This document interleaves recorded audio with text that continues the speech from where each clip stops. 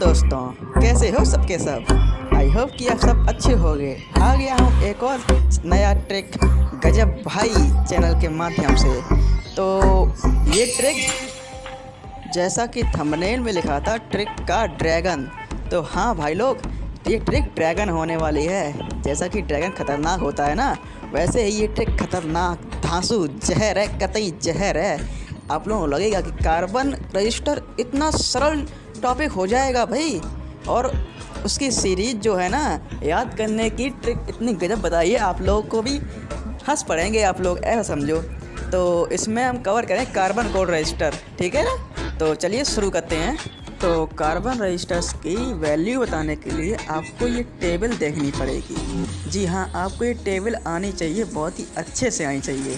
तो बताता हूँ ये कैसी आएगी। बस आपको सिर्फ कलर से याद करने हैं, आपको टेबल पूरी याद हो जाएगी। तो अब आइए जानते हैं कलर्स कैसे याद करते हैं। तो उसकी ट्रिक तो मैं बाद में बताऊंगा, पहले ये बताता हूँ कि कार्बन की जो कोडिंग है उसकी वैल्यू कैसे लिखते हैं हम।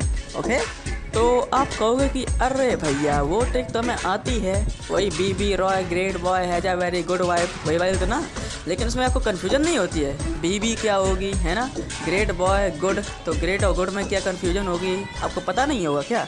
तो मैं ऐसी ट्रिक बताऊँ कि आपको कन्फ्यूजन तो नाम की भी नहीं हो सकती, उसमें कन्फ्यूजन नाम का शब्द है ही नहीं। तो पहले ये सीख लिए कोडिंग कैसे होती है, ट्रिक के बाद बता दूँगा। ओके, तो चलिए शुरू करते हैं कोडिंग। तो सबसे पहले आपको कलर्स के सीरियल वाइज नेम याद रखने होंगे, जो कि ट्रिक से मैं याद करा दूंगा।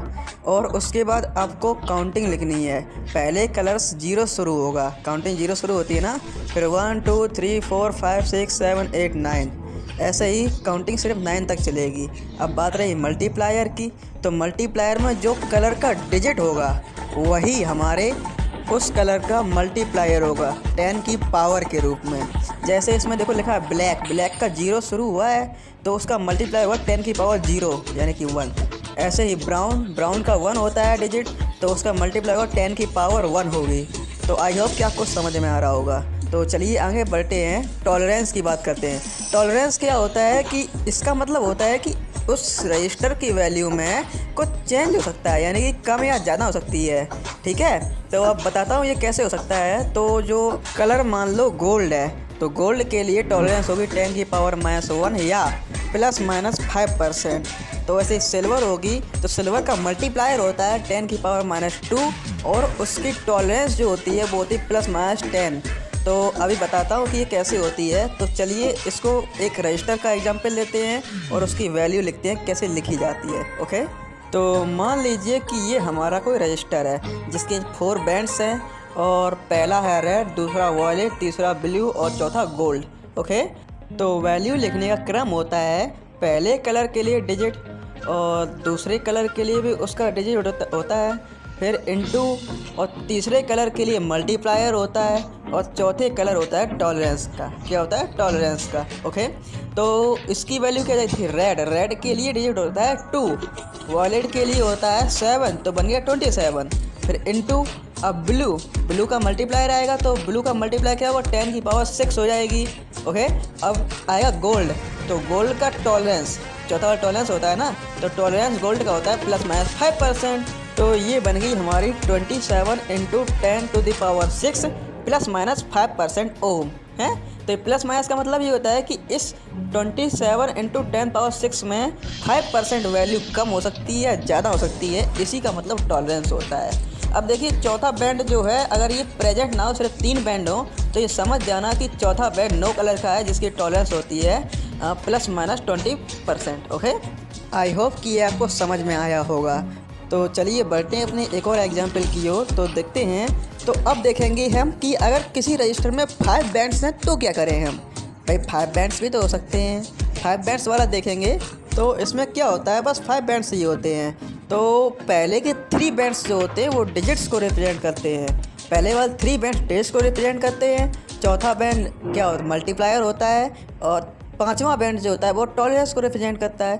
तो देखो पहला क्या रेड है, रेड का 2 होता है डिजिट, और फिर ग्रीन, ग्रीन का 5 होता है, और फिर ब्लू, ब्लू का 6 होता है डिजिट, ठीक है। फिर इनटू, अब मल्टीप्लाई, तो चौथा कलर हमारा क्या है, देखो वाइट है ना, तो चौथा कलर वाइट है, तो उसका मल्टीप्लाई क्या होगा 10⁻9, फिर 5वां गोल्ड है।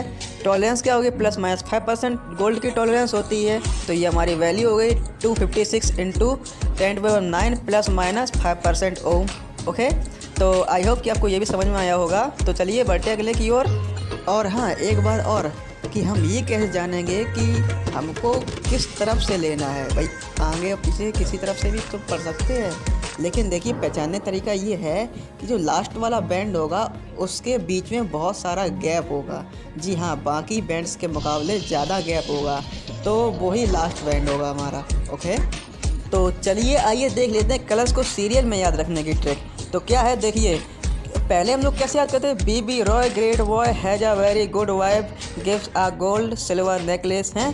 तो उसमें क्या कन्फ्यूजन होती है कि बीबी रॉय तो बीबी कैसा कलर होगा, अब ग्रेट बॉय तो ग्रेट ब्रिटेन मान लो, ऑफ गुड वाइफ तो जी और जी, इसमें कन्फ्यूजन हो जाएगी।